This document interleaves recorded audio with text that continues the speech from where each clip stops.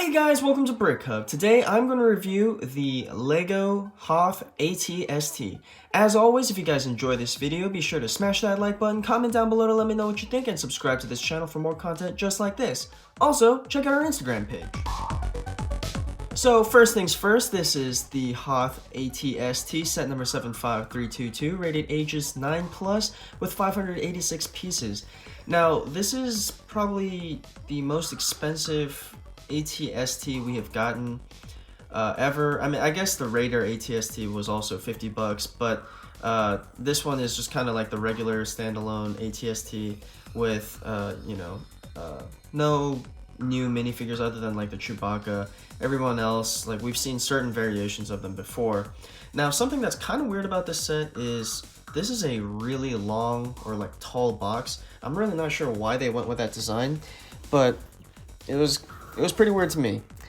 Now, turning around to the back, we have the AT-ST, and it shows some of the features such as the turning head, as well as the opening top, and the spring-loaded missiles. So here is the final build for the Hoth AT-ST, and based on the pictures, I thought it was going to be really similar to the past few AT-ST designs, and in a lot of ways it is, but in some other ways, I guess I would say primarily the head portion right here is shaped very differently and much smaller, which is accurate to the film because in the 2 seconds of screen time that the AT-ST had on Hoth, it did have a much smaller profile in episode 5. Now I have to imagine that, you know, they were basically releasing this because of the release of the AT-ST recently, as well as a lot of the other Hoth-based sets. And it's got a few surprises that I was pretty happy about. Now, primarily, the biggest surprise is there are 2 printed tiles back here, but there are absolutely no stickers in this set, which was pretty good actually. So like the last time we had the AT-ST, it was based on the one in Endor, and all of this was sticker detail. There was a sticker on the back of the dial, these vents, they had different stickers there as well.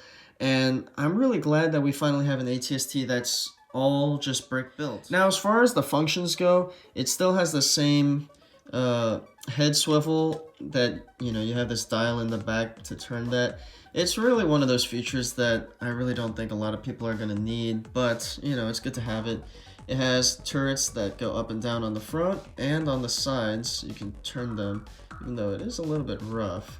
And also in the back, you have these 2 buttons here where you press forward and it shoots the stud shooters. So that's pretty cool. Now, of course, you probably already noticed in the top here that it does not close off like the last AT-ST did, it is closed off, sorry. But you still get this function here where you can open the top to get easy access to the interior, as well as just the hatch if you want to make it seem like a minifigure is kind of hanging out there. Now, one thing I didn't like was that the bar, the old design had the bar right underneath the hatch, but this one is kind of off to the side, so it's kind of hard to pose with the actual minifigure in the display, and so I wasn't super happy about that.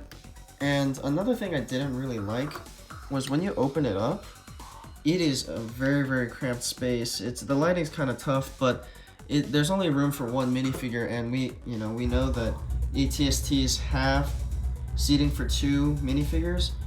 And so when you open it down like that, I guess you could remove his blaster first, but he can just slide right in because it's a studless connection, but it's actually one that is not an exact fit, so he actually can't sit with his legs flat on the surface, which is a real disappointment.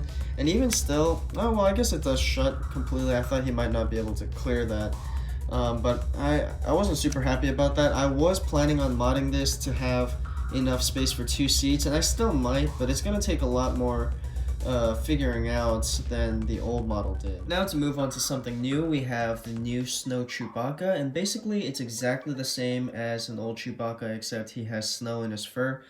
It wasn't exactly the one I was hoping to get, but it is very exciting to get a new Chewbacca because You know, I'm still waiting for a Chewbacca with a mask on for, you know, when they're inside the space slug.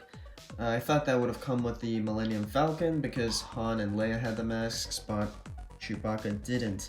But at least we do have a new Chewbacca to hold us over until then. Next we have the AT-ST driver, and when I was looking at the box, I thought it was just the way the picture was taken, but I thought he was wearing the standard gray uniform, but it's actually white, so I didn't know they wore white on Hoth in the AT-STs, but I guess that makes sense.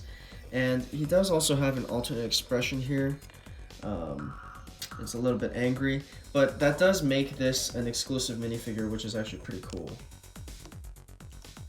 And then finally we have the Hoth Rebel. This time it's a female. I believe this is also exclusive to this set. And I don't know, I mean, I think she could have done with some leg printing, but you know, it's just a standard Hoth Trooper, and she also has an alternate expression. Let me take her backpack off so you guys can see better. Oh, well, it's not coming off very well, but that's her alternate expression.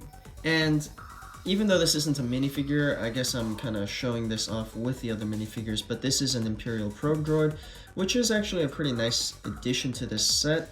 I would have preferred some other character, but this will do, as this is probably the best minifigure-sized Imperial droid build I feel like LEGO's ever given us. It also comes on this triangular shaped wedge plate and a clear translucent stand, so it looks like it's hovering in snow.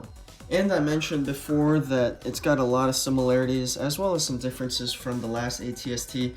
This is the one from Endor, and this is the current model, and you can see that this one actually stands taller than the old one. I would have thought that the leg design would have been exactly the same. Maybe it is the same, except that it just sits maybe 1 or 2 studs higher. Another thing that I did like about the older model that I don't like about the new model is the old model, the turning dial right there, it's ratcheted, so it stays in place, whereas this one is not ratcheted. So I guess like if you put it, well, I guess it's actually pretty balanced because it's not really turning too fast. But I feel like if you posed it, I don't know, it just would not hold. Now, on the old model, we did not have much greebling. Basically, the whole, or all the greebling we got was basically this, you know, car fender piece. Whereas on the new model, we have greebling on the front and a little bit on the back side there as well. I mean, it's just 1x1 studs. And the back of this design, the new design, is much more appealing to look at because it's much more polished. And again, no stickers this time, whereas these details for the engines were stickers last time, and you had all this exposed Technic. And I did mention earlier that I had modified the original to seat 2 AT-ST pilots, whereas the new design, it just seems like because of these slopes here, well, I don't know. It might still be doable. I would have to move some things around, but the slopes are actually kind of integral to the structure because they hold, I guess, a plate with one of those the Technic pin holes on the side, and that's what keeps this body from shaking around. And whereas on the old one, it used just like the bar piece there, and that was a little bit disappointing. I really don't care for the accessory holders here. You can put the pilot's blaster and his binoculars. I really would have preferred like the printed thermal detonators again. I think those were a really cool addition, and I was pretty bummed out to see that in the new model. Also on the older model, they had the rods on the outside as well as the inside, and these would have been the ones that the minifigures could hold to kind of hang on the top of the canopy. So overall, I would say the $50 price tag, which I actually said was okay earlier, it just feels a little bit steep. I mean, we only have one named character in the set, and that's Chewbacca. Granted, all 3 minifigures are currently exclusive to this set, but it just doesn't seem like we're getting as much value as the last AT-ST, which was the Raider. As far as design, it seems like in certain ways it's gotten better. It feels like the shapes are more accurate, but I definitely missed the ratchet in the head on the older model. And I wish, even though on Hoth the eyes, like right here, were closed, I wish they had some way to open. But I guess, I don't know. That's a pretty small thing, pretty nitpicky thing. Now, as far as the greebling and the details, I do like the fact that they got rid of stickers and added more greebling.